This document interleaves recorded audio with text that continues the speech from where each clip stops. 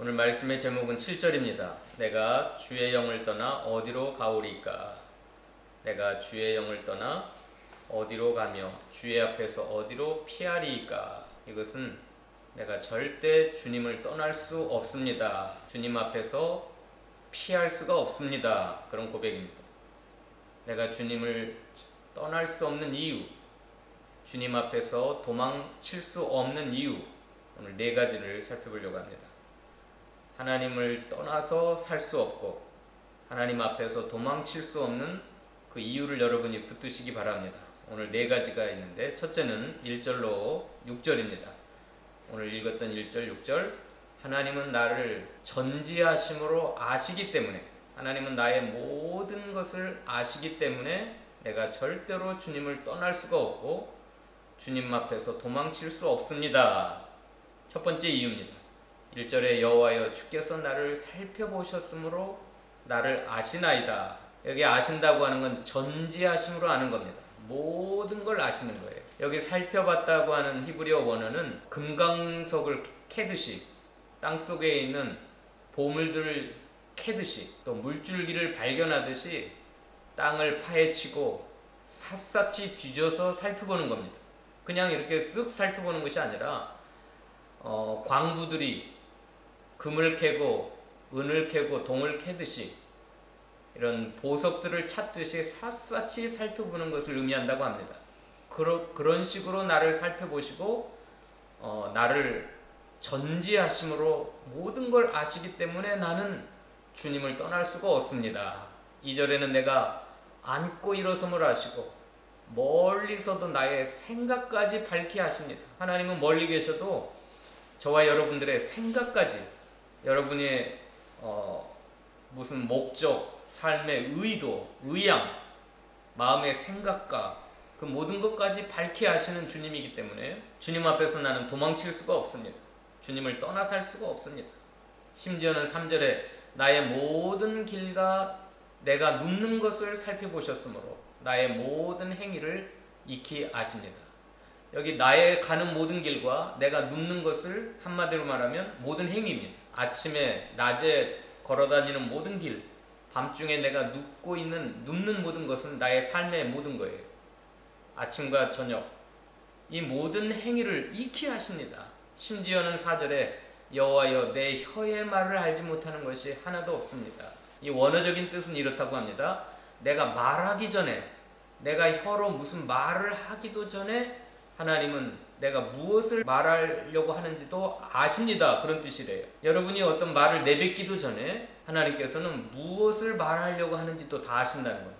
주께서 나의 앞뒤를 둘러싸시고 내게 안수하셨습니다. 이 하나님의 전지하심에 대한 지식, 깨달음이 내게는 너무 기이하여 높아서 내가 능히 미치지 못하나이다. 6절에 이 지식이 내게 너무 기이합니다. 이 깨달음이 하나님이 전지하심으로 나의 모든 걸 아시기 때문에 내가 절대 주님을 떠날 수가 없고 주님 앞에 도망칠 수 없다고 하는 이 깨달음이 나에게는 너무 기이하고 높아서 내가 능히 미치지 못합니다. 그래서 정확한 표현은 이렇게 번역을 해야 된다고 합니다. 여호와여 주님께서만이 나를 아십니다. 2절에도 주님께서만 나의 안고로 있었음을 아시고 나의 생각을 밝게 하십니다. 주님만이 아십니다라는 뜻이래요. 주님만이 아십니다. 하나님처럼 전지하신 지식으로 나의 모든 걸 아시는 분은 하나님밖에 없다는 거예요. 나도 나 자신을 다 알 수가 없어요. 또 나의 가족, 어떤 사람도 나를 하나님이 아시는 것처럼, 전지하신 그것으로 아는 것처럼 아는 사람은 아무도 없어요. 그러니까 하나님만이 전지하신 그 지식으로 나를 알기 때문에 내가 어떻게 할 수가 없어요? 주님을 떠날 수가 없습니다. 주님 앞에 어디로 도망칠 수가 없습니다. 이 깨달음이 너무 기이하고 높아서 내가 다 헤아릴 수가 없습니다. 능히 미치지 못합니다. 여러분, 혹시 여러분의 자녀들 중에나 또 여러분의 가족 중에나 여러분 또 교인들 중에 막 주님을 떠나려고 하는 사람들이 있어요. 주님을 부인하고 도망치려고 하는 사람들이 있어요.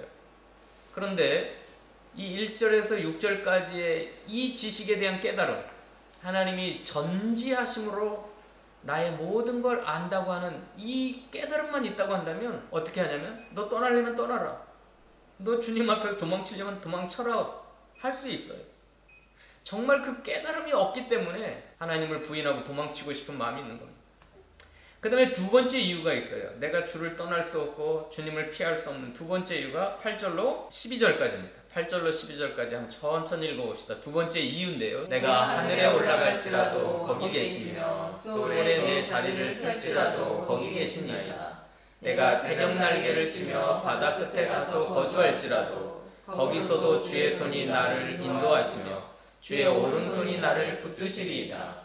내가 혹시 말하기를 흑암이 반드시 나를 덮고 나를 두름 빛은 밤이 되리라 할지라도 주에게서는 흑암이 숨기지 못하며 밤이 낮과 같이 비추이나이다.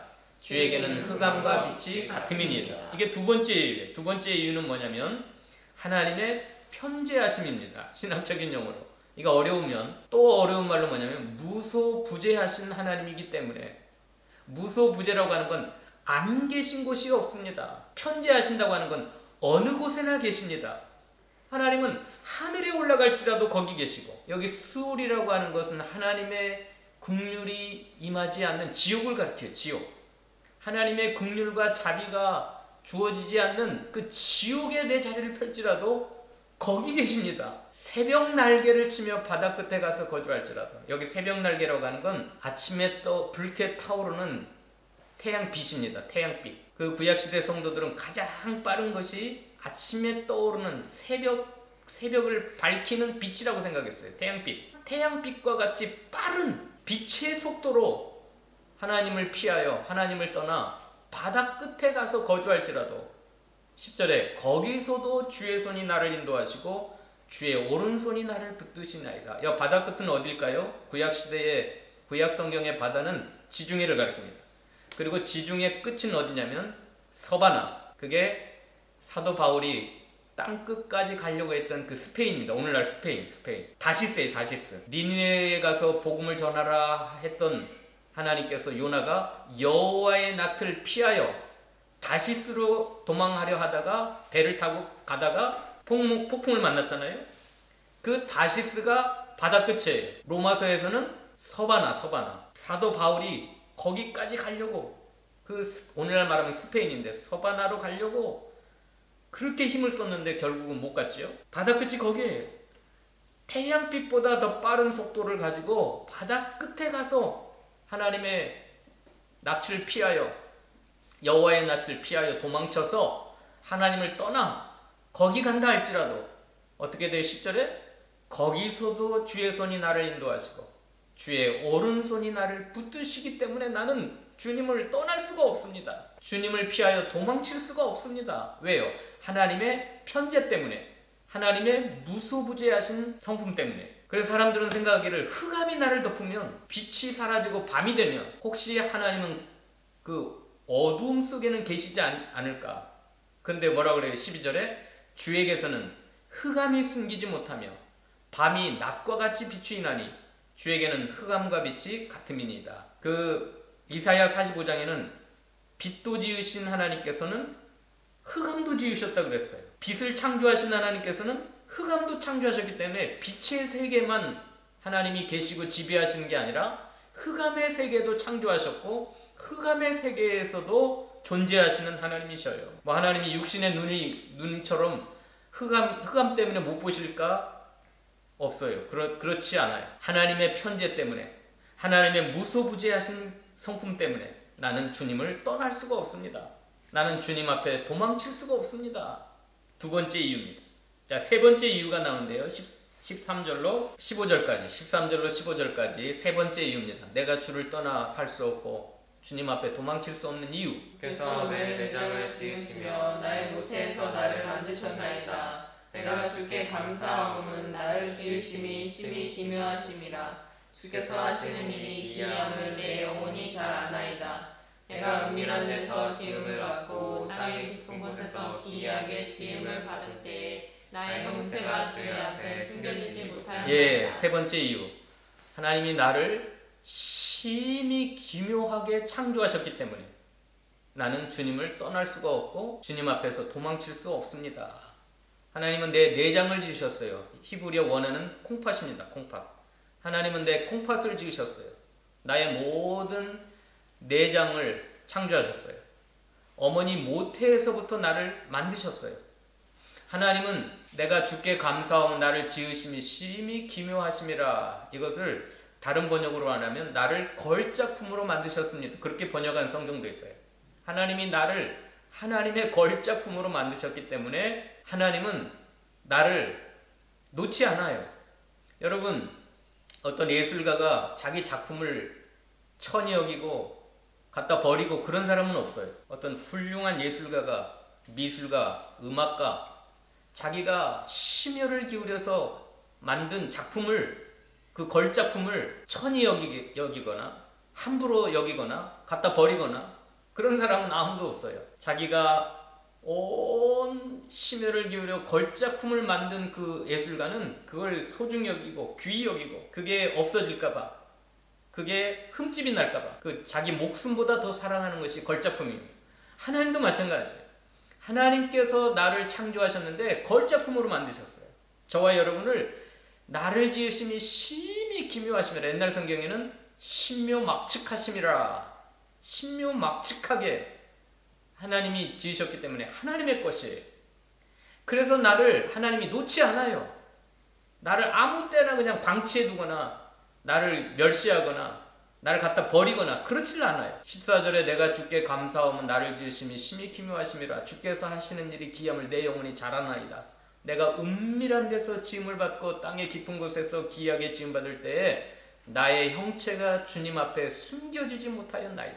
여러분, 저와 여러분을 창조하신 하나님께서는 내 생명 다할 때까지, 또 내가 죽어서 천국 가는 그날까지 영원토록 나를 한순간도 놓지 아니하시고 나를 보살피시고 나를 지키시고 나를 사랑하시고 나를 귀히 여기시는 하나님이기 때문에 나는 절대로 주님을 떠날 수가 없어요. 내가 주님을 떠나 어디로 가겠습니까?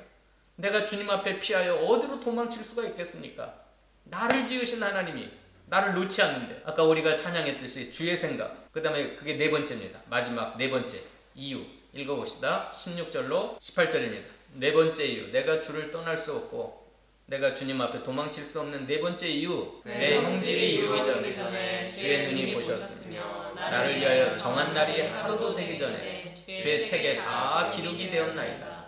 하나님이여, 주의 생각이 내게 어찌 그리 보배로우신지요, 그 수가 어찌 그리 많은지요. 내가 세려고 할지라도 그 수가 모래보다 많도소이다. 내가 깰 때에도 여전히 주와 함께하리이다. 이것은 시간과 공간을 초월한 내 형질이 이루어지기 전에 주님이 나를 보셨어요. 나를 위하여 정한 날이 하루도 되기 전에 주님의 책에다가 다 기록을 해놨어요. 그리고 저와 여러분이 창조되기 전부터 하나님의 생각은 나에게 끊임없이 보배로우신 주님의 생각, 수없이 많은 주님의 생각이 셀 수 없는 모래보다 많은 그 생각들이 나에게 향하고 있었어요. 내가 깰 때도 여전히 주와 함께 있나이다. 하나님의 나를 향한 생각은 모래보다 많다 그랬어요. 여러분, 이 세상에 모래가 몇 알이나 될까요? 그 숫자로 헤아릴 수 없어요. 수억, 수조, 수경. 바닷가의 모래를 어떻게 셀 수 있겠어요? 그렇게 하나님은 여러분을 생각하고 계신다는 거예요. 하나님이 여러분을 생각하고, 근데 그 생각은 악한 생각이 아니라 보배로우신 생각, 사랑스러운 생각이에요. 보배롭고 존귀한 생각이에요. 하나님이여, 주의 생각이 내게 어찌 그리 보배로운지요. 너무나 많은 생각 속에, 다시 말해서 하나님의 온통 하나님의 머릿속에, 생각 속에 여러분이 있단 말이에요. 근데 어떻게 내가 주님을 떠나겠습니까? 내가 지음받기 전에 주님이 나를 보셨고, 내가 이 세상에 태어나기도 전에 나의 모든 것을 다 기록해놨는데, 하나님이 다 기록하셨는데, 우리 부모들은 자녀가 태어나서 자녀가 자라나는 것을 보고 기록한 것이 육아일기예요. 육아일기. 부모는, 우리 육신의 부모는 자녀가 태어나는 그 순간부터 그가 옹알이하고, 그가 뒤집고, 그가 일어서고, 그가 한 걸음 떼고 걸어가고, 뭐 그런 모든 것들을 기록한 걸 육아일기라고 그러잖아요. 근데 하나님은 어떻게 하셨어요? 하나님은 언제부터 모든 걸 다 기록하셨어요? 저와 여러분을? 여러분이 저와 여러분을 만들기도 전에, 저와 여러분이 어머니 뱃속에서 태어나기도 전에 다 기록을 해놨대요. 이거 믿어지세요? 따라서 합시다. 이걸 갖다가 따라서 합시다. 하나님의 애정. 하나님의 애정이라는 거예요. 하나님의 애정. 그리고 그 완벽한 타이밍 속에서 여러분의 발걸음을 인도하고 계세요. 하나님이 주의 책에 기록된 사람은 다 기록이 되어 있는 생명책에 기록이 되어 있고 또 우리 행위가 기록된 걸 기념책이라고 해요. 기념책. 우리가 구원받을지 구원받지 않을지 그것이 기록된 게 생명책입니다. 생명책. 생명책에 기록된 사람은 반드시 하나님이 언젠가는 그를 찾아가 주시고 그에게 복음을 깨닫게 하시고 예수가 믿어지게 하시고 주라 시인하게 하시고 하나님 주시는 그 구원의 은혜를 부어주셔요. 그 다음에 우리의 모든 삶을 기록한 것이 기념책이에요. 행위로 기념책에 다 기록이 돼가지고 내가 언제 태어나서 언제 죽을지 또 누구를 만나서 결혼하고 어떤 자녀를 낳을지 이 모든 것들이 다 하나님의 애정 가운데 다 정하신 기록한 대로 다 되는 거예요. 다 되는 거예요. 이게 이 다윗은 믿어졌던 겁니다. 이것이 너무 이 지식이 다시 한번 읽어볼까요? 6절에 이 지식이 내게 너무 기이하니 높아서 내가 능히 미치지 못하나이다. 하나님의 애정은 너무 기이하고 높아서 우리가 다 헤아릴 수가 없어요. 내가 어머니 뱃속에서 만들어지기도 전에 하나님이 나를 보셨다는 게 믿어지세요? 여러분을 보셨다는 게? 또 여러분이 생일이 되기도 전에 하루가 되기 오늘 그랬잖아요. 나의 정한 날이 하루도 되기 전에 주의 책에 다 기록이 됐다는 게 믿어지세요? 이게 믿어진 사람은 주님을 떠날 수가 없어요. 주님에게 등을 돌리고 도망칠 수가 없어요. 내가 주의 신을 떠나 어디로 가며 내가 주의 앞에서 어디로 도망치리까 할 수가 없어요. 감찰이라고 하는 말이 어딨나요? 감찰. 23절 읽어봅시다. 23절 24절. 하나님이여 나를 살피사 내 마음을 아시며 나를 시험하사 내 뜻을 아옵소서. 내게 무슨 악한 행위가 있나 보시고 나를 영원한 길로 인도하소서. 하나님이 이렇게 전지하심으로 나를 살펴보시고 마음을 아시고 시험하시고 뜻을 아시는, 여기 나를 살피사 하는 건 감찰하다예요. 감찰하다. 이것은 뭐냐면 히브리어 원어의 뜻은 키질하다는 거예요. 키질하다. 우리 어렸을 때 곡식을 이렇게 하면 쭉정이는 바람에 날아가고 알곡은 이렇게 그 키 속에 담기는 그걸 살피다. 그게 키질하다는 뜻이랍니다. 하나님이 나를 키질하셔서 내 마음을 아시고 나를 시험하고 내 뜻을 알아서서 내 속에 있는 죄악된 것들, 내 속에 있는 그 껍질과 같은 것은 다 떠나가게 하시고 하나님 보시기에 합당한 그 알곡은 계속 하나님 앞에 나아가서 내게 무슨 악한 행위가 있나 보시고 나를 영원한 길로 인도하소서. 결국은 영원한 진리의 길, 영원한 생명의 길, 영원한 하나님의 나라의 길로 인도하시려고 여러분을 살피시고 여러분을 시험하시고 여러분을 이렇게 키질하시는 겁니다. 그러니까 이걸 생각하면 얼마나 마음이 든든합니까? 하나님이 모든 것을 다 아신다고 했을 때 두 가지 반응이에요. 첫 번째는 두렵다. 너무 불편하다. 왜 나를 속박하시나? 여러분의 24시간을 CCTV를 설치해가지고 여러분을 계속 누군가 감시하고 있다고 한다면 얼마나 불편해요. 만약에 여러분이 행하고 있는 모든 걸 CCTV로 해가지고 어떤 누군가가 다 그게 공개가 되어 보고 있다. 수만의 사람들이 여러분의 삶을 보고 있다고 생각하면 얼마나 불편해요. 그런데 하나님이 나의 모든 걸 아시고 나를 키질하시고 나를 시험하시고 뜻을 아신다고 했을 때 두 번째 반응은 뭐냐면 너무 감사하다. 너무 평안하다. 하나님이 나의 모든 걸 아신다. 그리고 그 주님 앞에 모든 걸 맡기고 나를 영원한 길로 인도하실 때 내가 그 인도를 받아서 잘 따라가는 두 번째 반응입니다. 여러분은 어떤 반응을 하실래요? 하나님이 모든 걸 여러분의 모든 걸 아시고 어디를 가든지 여러분과 함께 하시고 여러분을 지으신 하나님께서 여러분을 향한 그 예정 속의 그 생각들을 바다 모래알보다 더 많은 그 생각을 가지고 여러분들을 살피시고 시험하시고 인도하실 때 불편해 하실래요? 불편해 하실래요? 나 하나님의 간섭이 너무 싫어요. 나는 도망칠래요. 하나님 없는 곳으로, 하나님 간섭 안 받는 곳으로 나는 가고 싶어요. 그러실래요? 그게 첫 번째 반응이에요. 그건 불신앙의 반응입니다. 그러나 두 번째 반응은 너무너무 감사해요. 하나님이 나를 아셔서 감사해요. 어디든지 계셔서 나를 인도해 주시니 감사해요. 하나님 나를 키질하셔서 나를 시험하시고 내 뜻을 아셔서 나를 영원한 진리의 길로, 생명의 길로 인도하시려는 목적을 가지고, 그 소망을 가지고, 그 비전을 가지고 나를 인도해 주시오니 내가 주님의 인도를 따라 모든 걸 주께 맡기고 내가 따라 순종하며 살아가겠습니다. 이 두 번째 반응이에요. 이건 믿음의 반응이에요. 믿음의 반응. 그래서 아무쪼록 저와 여러분이 이 두 번째 믿음의 반응을 하심으로 말미암아 이제 여러분의 마음속에 확정하세요. 나는 절대 주님을 떠날 수가 없습니다. 나는 주님 앞에서 절대로 이제 도망칠 수 없습니다. 이유는 네 가지입니다. 네 가지. 그 네 가지 이유 때문에 나는 주님에게 붙들려서 영원한 생명의 길로, 영원한 진리의 길로 나는 따라가겠습니다. 이렇게 결정하시는 저와 여러분 되시기를 축원합니다. 기도하십시다. 고맙고 감사하신 하나님, 은혜를 감사합니다. 오늘 주님을 떠날 수 없는 이유 네 가지를 살펴봤습니다. 하나님, 아무쪼록 믿음으로 결단해서 하나님이 나를 아시고 어느 곳에든지 나와 함께 계시고 나를 지으신 하나님께서 애정하신 뜻 가운데서 나를 깊이 생각하사 영원한 길로 인도하실 때 믿음으로 순종하며 따라가며 또 하나님께 모든 걸 다 맡기고 평안한 가운데 주의 인도를 따라 믿음의 길 걸어가는 저희 모두가 되도록 축복하여 주시옵소서. 감사드리오며 예수님의 이름으로 기도하옵나이다. 아멘.